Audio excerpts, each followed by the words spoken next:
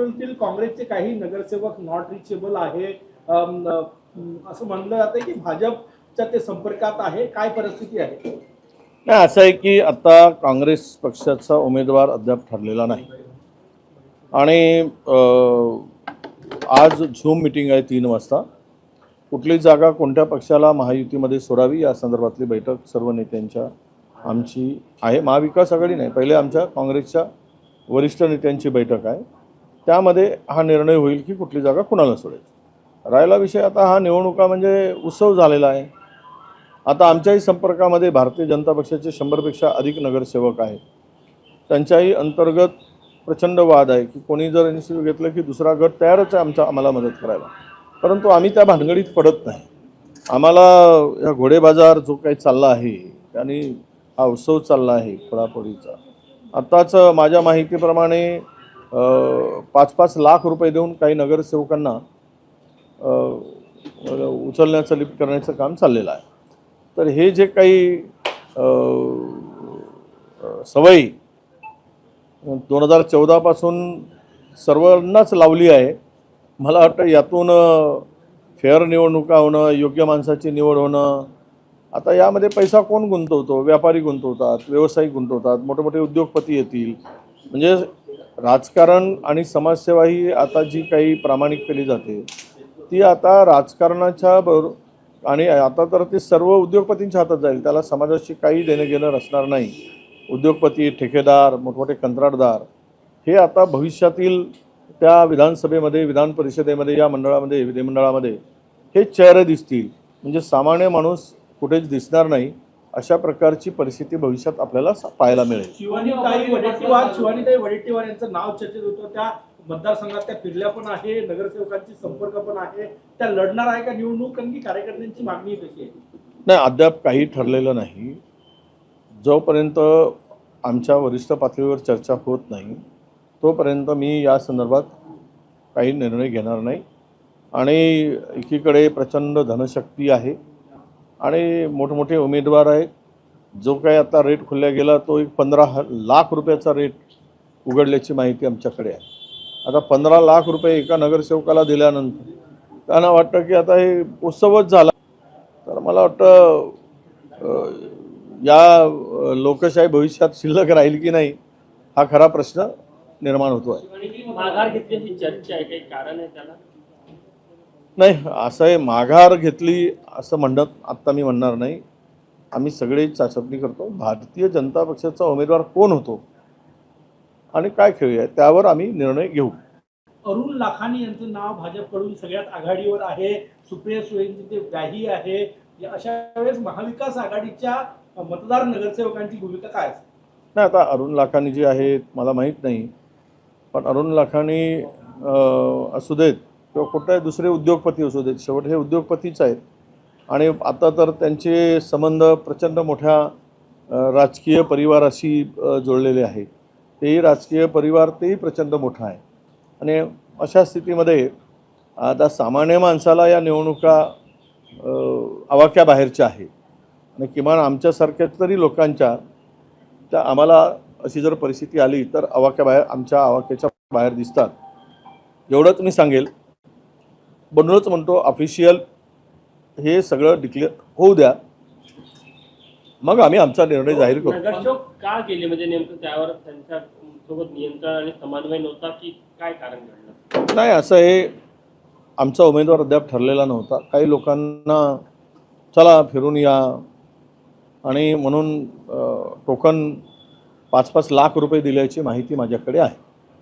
15 लाख रुपये एका मतासाठी म्हणजे किती रुपयाची निवडणूक आहे? ही 100 कोटीची निवडणूक आहे. एकीकडे पंतप्रधान म्हणतात की खर्च कमी करा, बचत करा, आणि दुसरीकडे पंतप्रधानांचा फक्त गरिबांना आणि मध्यमवर्गीयांनाच सांगणं आहे.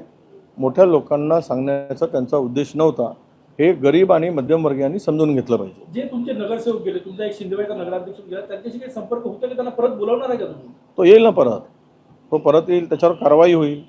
सगळे जे नगरसेवक गेलेत ते पक्षाचा व्हीप झुंगारून गेले तर त्यांचं सदस्यत्व रद्द होईल ना. ते आम्ही करू ना. आणि 6 वर्षासाठी ते पुन्हा निवडणूक लढण्यासाठी पात्र नसणार. आम्ही व्हीप जारी करू आणि जारी केल्यानंतर व्हीप दिल्यानंतर योग्य ती कारवाई होईल ना. यवतमाळची जागा युबीटीला देणार की काँग्रेस स्वतः लढणार? नाही, अद्याप ती चर्चा 3 वाजता झूम मिटिंग आहे महाराष्ट्रातील सर्व प्रमुख काँग्रेसच्या नेत्यांची. त्या मिटिंगमध्ये हे ठरेल की कुठली जागा कोणाला सोडायची हे ठरेल. नाशिकमध्ये मध्यवर्ती कारागृहाबाहेर 3 अधिकारी जे आहेत एका आरोपी म्हणजे जामिनावर असलेल्या आरोपीसोबत दारू पार्टी करताना समोर आलेला आहे. कसं पाहता कुठेतरी कायदा व्यवस्था आहे आणि असे अधिकारी जर दारू पार्ट्या करतात आरोपी सुद्धा ना असं आहे, आता बिचाऱ्यांना आरोपीला घेऊन जाणाऱ्यांना पगार कमी पडतो आहे आणि शौक वाढले आहेत, त्यामुळे त्या आरोपीकडून शौक पूर्ण करून घेत असतील. महाराष्ट्रामध्ये सध्या आरोपीला पाठीशी घालून आरोपीला प्रोटेक्शन देऊन हा धंदा जोरात चालला आहे. आपले शौक, पाणी, पैसा उकळणं. महाराष्ट्रात तर राहिलं काय? महाराष्ट्रात कायद्याचं राज्य राहिलंच नाही. काय द्यायचं हाच राज्य राहिलेला आहे, हेच राज्य राहिलं आहे. चित्रपट महामंडळाच्या निवडणुकीमध्ये राजकीय दबाव टाकल्याचा आरोप अभिनेता विजय पाटकर यांनी केलेला आहे. उमेदवारी अर्ज भरून दिला नाही असं ते सांगतात. एका मंत्र्याच्या पीएनं फोन केल्याचंही त्यांनी सांगितलं. मी ऐकलं येते, पण त्यात सत्य किती हे मी काही आत्ता माहिती घेतल्याचं सांगेल. पण एका मंत्र्यांची पत्नी उभी राहते आहे, त्यामुळं कदाचित तो प्रेसर टाकला गेला अशी चर्चा आहे. आणि आता त्याबद्दल जर असं होत असेल, कोणी जर मंत्र्यांचा पीए फोन करून उमेदवारी भरू नये किंवा उमेदवार ठरू नये म्हणून दबाव टाकत असेल, तर याची योग्य दखल मुख्यमंत्र्यांनी घेतली पाहिजे, सरकारने घेतली पाहिजे. खरीप हंगाम सुरू होत आहे आणि विशेष करून ग्रामीण भागात डिझेलची टंचाई पाहायला मिळते. शहरामध्ये पेट्रोल पंप सुरळीत सुरू आहे. ही टंचाई कृत्रिम वाटते का? याबद्दल काय मत? नाही, पेट्रोलचे दर वाढले आहेत. कृत्रिम नाही. ही टंचाई आजच आपण ऐकलं, काल अमेरिकेने निर्णय परत लादला. भारताने इराण आणि रशियाकडून तेल खरेदी करू नये. तो तेल कितीही महाग असला तरी कॅलिफोर्नियाकडूनच तेल खरेदी केला पाहिजे असा फतवा अमेरिकेने काढलेला आहे. आणि त्यामुळं ही टंचाई कृत्रिम नाही. ही टंचाई आपला निर्माण घेणारं सरकार जबाबदार आहे. सरकारच्या चुकीच्या धोरणामुळे डिझेल, पेट्रोल मिळत नाहीत आणि होत आहे ते दरवाढ. ही दरवाढ उद्या पेट्रोल 150 रुपयावर जाईल, डिझेल 140 रुपयापर्यंत जाईल. पुढच्या महिनाभरामध्ये ही परिस्थिती होईल. फक्त एवढंच आहे की एकाच वेळेस वाढवायचं नाही, म्हणून 1-1, 2-2 रुपये वाढवण्याचं काम सुरू आहे. आणि भविष्यात तुम्हाला 8 दिवसांनी 5-5 रुपये वाढवलेले दिसतील, हे लपून राहणार नाही. आणि महाराष्ट्रातील शेतकरी उद्ध्वस्त होईल. फार मोठी परिस्थिती, गंभीर परिस्थिती, म्हणजे कोरोनामध्ये, लॉकडाऊनमध्ये जी परिस्थिती झाली त्याच्या 20 पट वाईट परिस्थिती देशामध्ये निर्माण होईल आणि देश पूर्ण उद्ध्वस्त होईल. हे याचं कारण असं आहे की एपस्टीन फाईल आणि अदानीचं प्रकरण, यामुळे देश हा अमेरिकेच्या दावणीला बांधला गेला आहे आणि बांधून ठेवलेला आहे. त्या पलीकडं कारण ट्रम्प म्हणतात की मोदीजींना फोन कुठे करावं आणि कधी करावं हे ठाऊक आहे आणि ते बरोबर योग्य वेळी फोन मला करतात. याचा अर्थ असा आहे की भारताच्या पंतप्रधानांचा हात अमेरिकेच्या राष्ट्राध्यक्षांनी दगडाखाली ठेवलेला आहे, तो काढता येत नाही. आणि त्यामुळे हे भारतावर संकट ओढवलेलं आहे. ही सर्व परिस्थिती उद्या भयावह असणार आहे. मोदींच्या कारकिर्दीला 12 वर्ष पूर्ण झाल्यानिमित्तानं प्रदेश भाजप एक पुस्तक काढतात, तत्प्रती म्हणून मुख्यमंत्र्यांच्या हस्ताचा लोकार्पण काढलं पाहिजेत ना. अपयशी पंतप्रधान म्हणून काढलं तर त्याला लाईक जास्त मिळतील. यशस्वी पंतप्रधान म्हणून काढतील तर ते पुस्तक कोणी कुत्रेही विचारणार नाही, घेणार नाही, हे लिहून ठेवा. आता बेरोजगारांचा आक्रोशच तुमच्या लक्षात येत नाही आहे, हे दुर्दैव आहे. आक्रोश लक्षात येत नाही म्हणून काक्रोच पुढे आला आहे. हा काक्रोच जरी नाव काक्रोच असला तरी तो आक्रोश आहे त्याच्यामागे. आणि हा आक्रोश बड्याबड्यांना गिळंकृत करेल. सत्ता पलटण्यासाठी किंवा सत्ता उलथवण्यासाठी हे काक्रोच फार भारी पडतील असं आत्ता एकूण मिळणाऱ्या प्रतिसादावरून दिसतंय. राष्ट्रपती आणि पंतप्रधानपद कसाला हवे असे नितीन गडकरी यांनी वक्तव्य केले.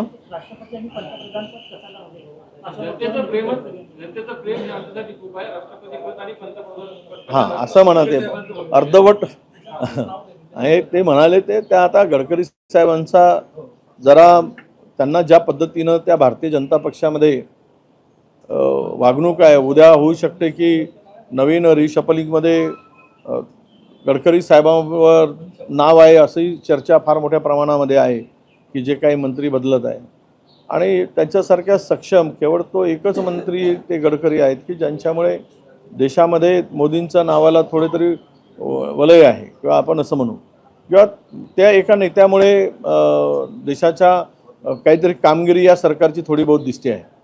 परंतु आज जे ते काही उद्वेगानं म्हणतायत ते त्याच्यामागचा लॉजिक हाच आहे की त्यांना ते पद मिळणारच नाही, ते मिळू देणार नाही आहे. त्या पदावरही ते टिकवण्यासाठी त्यांना फार त्रास सहन करावा लागतो आहे.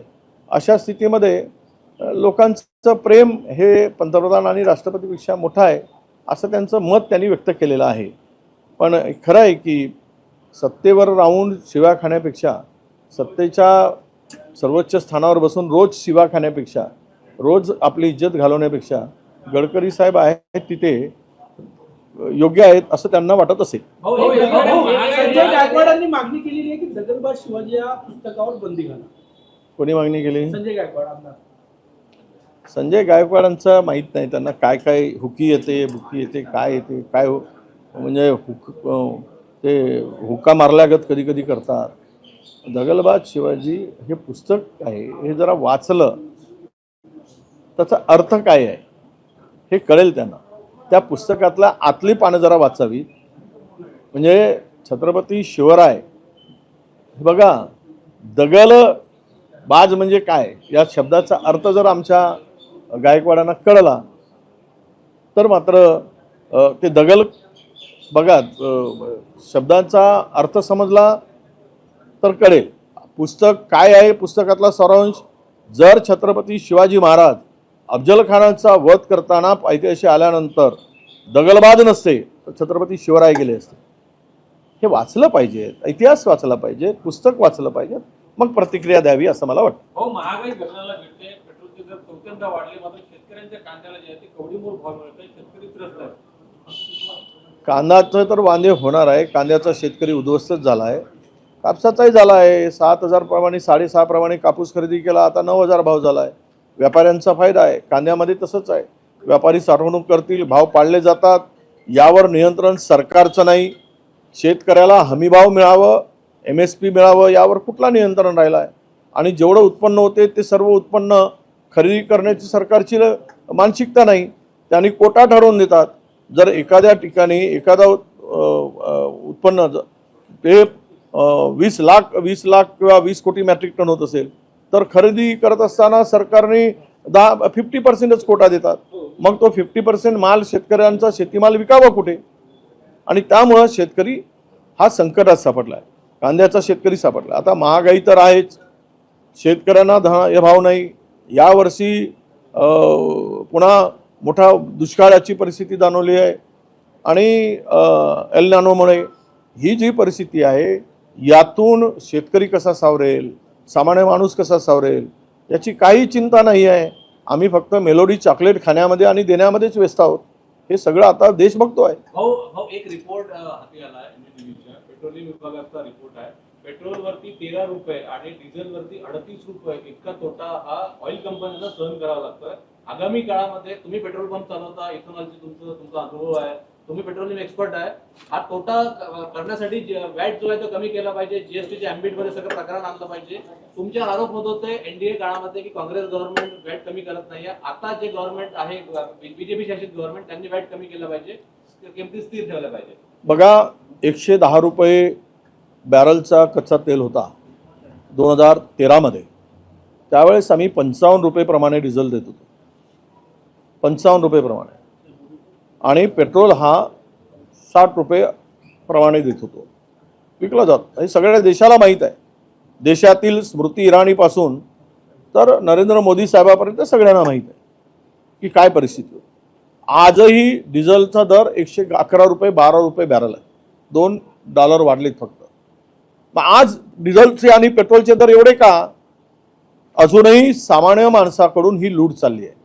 एकीकडे अंबानीला तुम्ही परदेशात डिझेल पेट्रोल रिफाईन केलेला विकायला परवानगी देताय, ते का डिझेल आपल्या देशामध्ये घेऊ नये?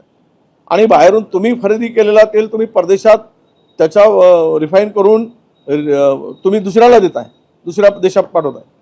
अरे मला कळत नाही की तुमच्या तिजोरीमध्ये पैसे येत आहेत हे सगळे व्याट वगैरे आकारून, हे पैसे मित्रांना, अदानीला, अंबानीला वाटायसाठी, उद्योगपतींचे कर्ज माफ करायसाठी याचा उपयोग करायचा, सामान्य माणसाला लुटायचं आणि आम्ही श्रीमंतांना वाटायचं, हे धोरण या सरकारचं दिसतंय.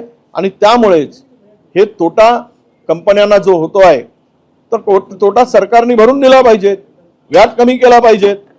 पण ज्यावेळेस एवढा जवळपास या सगळ्यामधून 58 लाख करोड रुपये फायदा झाला, 58 लाख करोड रुपये. डिझेलचे कच्च्या तेलाचे दर कमी असताना जे दर 60 रुपयापर्यंत, 58 रुपयापर्यंत, 48 रुपयापर्यंत काही काळात आले होते, त्यावेळेस प्रचंड नफा कमवला. आणि त्यावेळेस या कंपन्यांनी तो पैसा सरकारच्या घशात घातला आणि सरकारने तो उद्योगपतींच्या कर्जाच्या रूपानं त्यांना वाटून दिला, कर्जमाफीच्या रूपानं वाटून दिला. हे सर्व जे काही गोडबंगाल आहे हे सरकारचं एकूण प्लॅनिंग आहे की सामान्य माणसाला उद्ध्वस्त करणं, बर्बाद करणं, त्याला जगणं मुश्किल करणं आणि मोजकेच लोक, श्रीमंत, प्रचंड माया गोळा असलेले लोक यांच्या भरोशावर पुन्हा पैसे वाटून सत्ता हस्तांतर करणं, अशी एकूण पॉलिसी आहे. त्यांना सामान्य माणूस मेला काय, जगला काय, शेतकरी मेला काय, जगला काय याच्याशी काही देणं घेणं या सरकारला नाहीये. 1 मे ते 22 मे दरम्यान पुण्यातून 123 महिला आणि मुली जे आहेत ते बेपत्ता झाल्याचं समोर आलेलं आहे. तुम्ही कसं पाहता? पुन्हा तर उद्ध्वस्तच झाला आहे. महिलांच्यावर अत्याचारात, महिला लापता होण्यामध्ये, ड्रग्समध्ये, खुनामध्ये, लहान मुलीवर अत्याचारामध्ये. आता असं आहे की गृह खात्याने नेमलेला जो काही CP आहे तिथला नागपूरचा, किती सक्षम आहेत, ते फार प्रचंड सक्षम आणि ताकदीचा माणूस तिकडे नेमलेला आहे आणि त्यामुळे अत्याचार वाढलेले आहेत. सक्षम माणूस असल्यामुळेच अत्याचार तिकडे वाढले, अशी एकूण परिस्थिती आहे. खरं तर महाराष्ट्रामध्ये 4 लाख हाऊसवर आलंय, बोललो आहे प्लॅटफॉर्म. आपल्या विधानसभेमध्ये प्रश्नाला उत्तर देताना सांगितलं की किती महिला आणि मुली लापता आहेत. 4,60,000 महिला मुली महाराष्ट्रातून लापता आहेत गेल्या 10 वर्षामध्ये, पण त्या मिळत नाही. त्यातले ते सांगतात की आम्ही 70% मुली सापडल्या, महिला सापडल्या, 80% सापडल्या. ठीक आहे, 80%, 90% सापडले असतील. 10% म्हणजे किती? 4,60,000 म्हणजे 10% म्हणजे 46,000 महिला होतात, त्या काय मिळत नाही? पण हे सगळी खोटी आकडेवारी सांगितली जाते. आज महिला सुरक्षित नाही. हे आता पुण्यातील घटना काय, महाराष्ट्रातील घटना म्हणून लक्षात येत आहे. पुण्यातील पोलिसांचा धाक हप्ते वसुलीकडे गेलेला आहे. तो धाक जो वापरत आहेत त्यामुळे गुन्हेगार प्रचंड निर्ढावलेले आहेत, मस्तीत आले आहेत आणि गुन्हा करण्याची हिंमत त्यांच्यामध्ये वाढली आहे. त्यामुळे पुण्यातील महिला आणि मुली सुरक्षित नाहीत, हे आता सिद्ध झाले. पण नितेश राणे यांनी म्हटलं की जे मदरसे आहेत ते दहशतवाद्यांचे अड्डे झालेले आहेत. आता त्या नितेश राणेजींना कोण सांगेल? अरे बाबा, सरकार तुझी, गृह खातं तुझं, सेंट्रलचं तुझं, सगळंच तुझं. बघतो काय आणि बघतो काय? तू बघूही नकोस आणि बघूही नकोस. काय कारवाई करायची ते करून टाक. पण केवळ हे असं म्हणणं याच्यात त्याच्यात आहे, तो हे आहे, हे हिरवे साप आहे, ते पिवळे साप आहे, काय बकवास करून लोकांना दिशाभूल करून. खरं तर सुप्रीम कोर्टाने आत्ताच चपराक दिली की कोणीही सरकारमधील मंत्र्यांनी 2 धर्माच्या संदर्भात तेढ निर्माण होणार नाही आणि त्याच्यावर सरकारने कारवाई केली पाहिजे. जर अशा पद्धतीचं स्टेटमेंट आलं असेल तर सरकारने त्या संदर्भात कारवाई करावी.